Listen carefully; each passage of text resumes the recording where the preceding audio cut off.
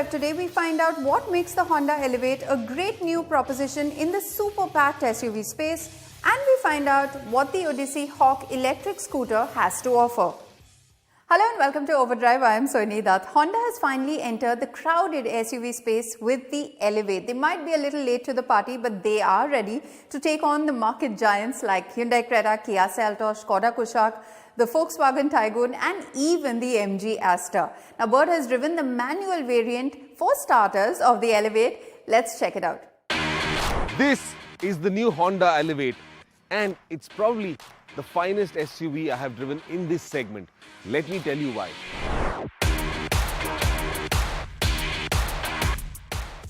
The Elevate gets the 1.5 litre dual overhead cam IV-Tech engine. This is a naturally aspirated engine. Makes peak power of about 121 PS, coming in at about 6,600 RPM, with peak torque at about 145 Newton meters. This is like all traditional Honda engines. Peak power and peak torque come in at very high revs, and you would feel that you need to push the throttle down really hard to get this car moving. But Honda's engineers have done a fairly good job in two ways. One, they've refined the torque characteristics. So while peak torque comes in at 4,300 RPM, the torque curve is relatively flat, and you're in the meatiest part of the power band as early as about 2,200 RPM.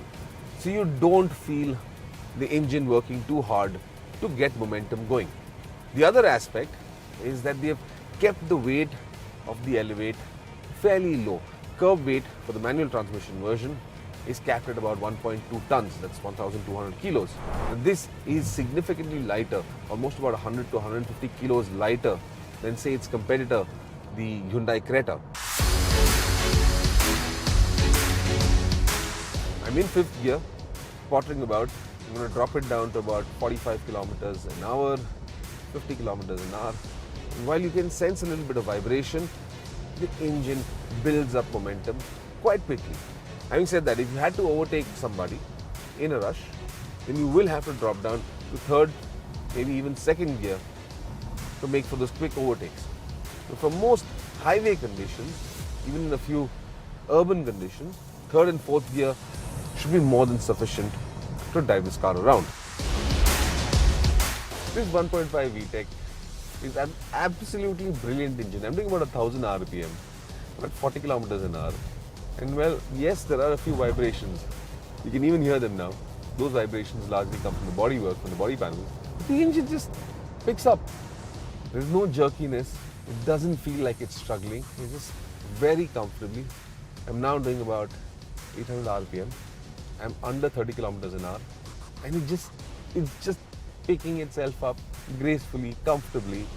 None of those jerkiness that you would notice in most other vehicles that go down as low. And this is a petrol. Over long distances, even in urban conditions, I think this will be an absolutely brilliant SUV to drive. The one aspect about the Elevate that I absolutely adore is this interior. This is old school styling and design. This is old money. There's a sense of richness to this cabin that you will not find in any other SUV, in any other sedan at this price point. With that brown leather accent on the upholstery, and that's liberally spread across this cabin, whether it's on the seats, on the dashboard, on the door panels, the wood textures, the wood inlays on the dashboard, all of this, well, it brings to mind generations old Accords. This is such a fantastic cabin. Yes, it's got modern elements. You're going to see that large infotainment screen, you're going to see a contemporary steering wheel. Even the steering wheel, it reminds you of a driver's steering wheel. Nice and grippy, compact, small, not large, chunky enough. There is a wonderful feeling to this cabin. Even the seats, they're fantastically supportive. And over long journeys, the Elevate, I believe, will be a very comfortable SUV to drive, tireless, no matter how long you stay on the road. The one area that the Elevate is lacking in is the level of features that you get. And for most consumers out there, this is fairly important, but the Elevate does not have the same level of feature lists like most of its competitors do. Some big misses in this: panoramic sunroof, ventilated seats, and well, branded sound systems. It does have a PM 2.5 filter, but that has been integrated into the climate control system, and you won't see an external unit. So what's the space like in the rear seat? Well, as you can see, it's adequate. That driver's seat is in my position, and there's plenty of knee room. There's a lot of headroom also, and that's because they've scooped out the roof over here, and that gives you a lot of headroom as well. Shoulder space. Now this is a fairly wide SUV, but shoulder space for 3 occupants will be a little tight. What I do like is that it's got a low flow, so the transmission tunnel is very low, and there's enough space if you have to seat a third person on this bench. Though those vents positioned low, you really have to adjust those. Otherwise, this is ideal space for 4 occupants. A fifth can be a bit of a squeeze, but they should be able to manage. What Honda has also done is, both for the driver, passenger and the rear bench, they've worked on enhancing the lower back support. So over long journeys, you won't feel exhausted, your lower back will not have a lot of problems, and it feels very supportive, it feels very comfortable. The Honda Elevate is also being offered with an automatic gearbox and ADAS functions. More on that after this very short break.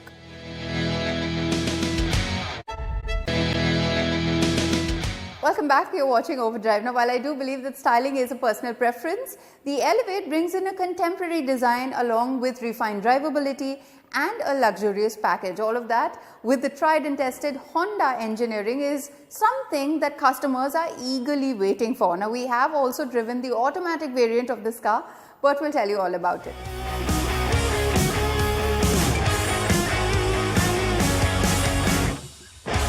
The Elevate also gets level 2 ADAS. But for me, well, I'd switch almost everything off. Indian driving conditions, well, ADAS will kick in almost every time.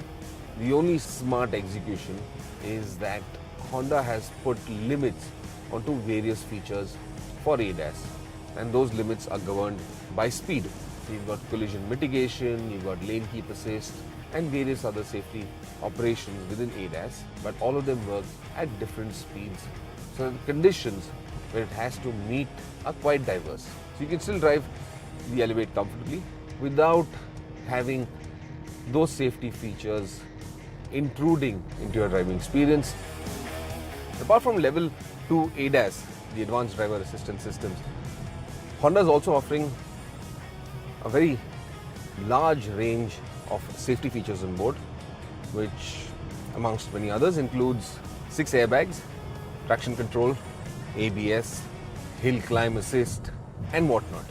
However, at this point in time, what we aren't aware of is how will each of the variants be spec'd, and will those 6 airbags be offered as standard fitment across all variants, or only be available on the top end variant. Another aspect that Honda has worked extensively on is to balance out ride comfort and the dynamic abilities of the Elevate. The Elevate uses a McPherson setup at the front and a torsion beam at the rear, but there's also additional strengthening in the chassis to control dynamic forces. What this has done is kept a very tight grip on body roll. Even pitch has been minimized extensively. The steering feel, well, not that impressive. It is fairly precise, but it also feels a little wooden. Nonetheless, you've got good control over the vehicle, and overall, drivability in this SUV is comfortable. On the braking front, and I've been hearing a lot of this, there have been remarks about Honda's setup, which uses a disc brake at the front and a drum at the rear. Now, this system is also equipped with ABS and a few other technologies to enhance braking. For all situations and all purposes, this is more than adequate.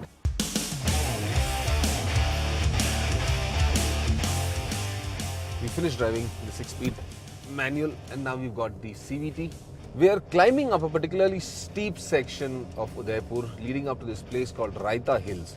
And out here it's quite apparent the noise from that CVT. Well, it's quite loud, it doesn't feel very refined.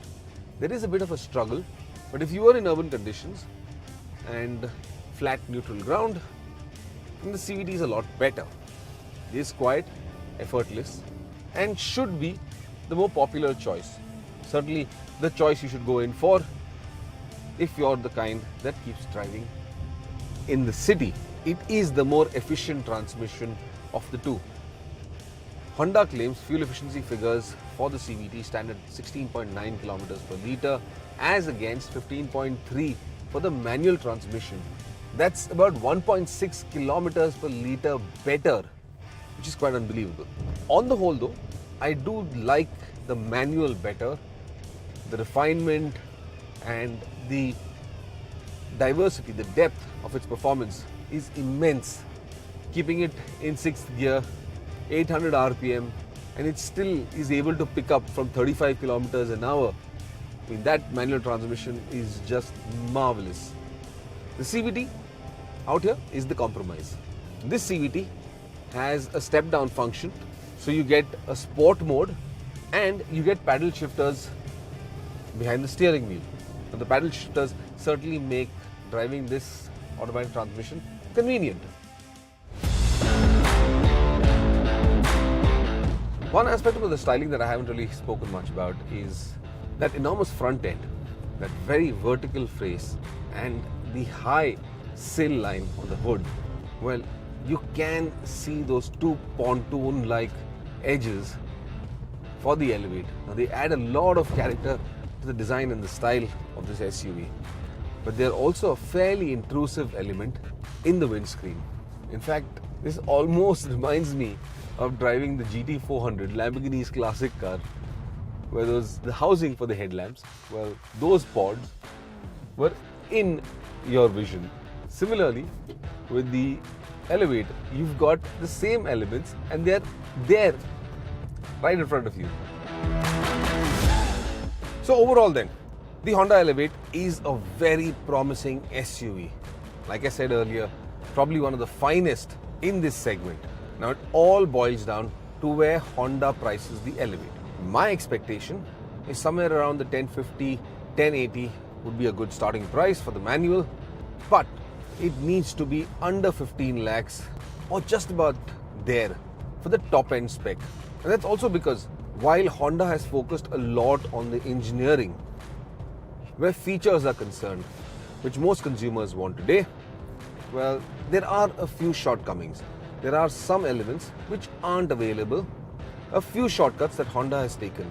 And I believe that would all be in the effort to make this an affordable SUV, to undercut the competition and ensure the volumes start coming in for the Elevate.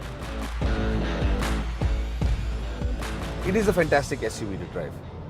Efficiency, absolutely brilliant. And Honda can deliver on that count every time. The performance, well, it's not bad. But then for a 1.5 litre naturally aspirated engine with just about 121 PS of peak power, well, I really wouldn't complain. A strong advantage in its favor is of course its drivability, irrespective of whether you're in the manual or with the CVT. Refinement is of a very high order and you can comfortably drive this SUV in any condition, anywhere. The manual transmission, in fact, is quite an impressive gearbox. So overall then, Honda certainly has a winner.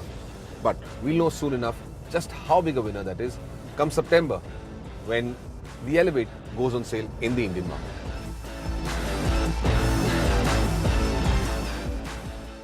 Bookings for the Honda Elevate have begun and the price announcement will be made in September. We will get you all the details from the launch floor then as well. We'll take a very quick break here on the show, but coming up on the other side, we tell you all about the Odyssey Hawk electric scooter.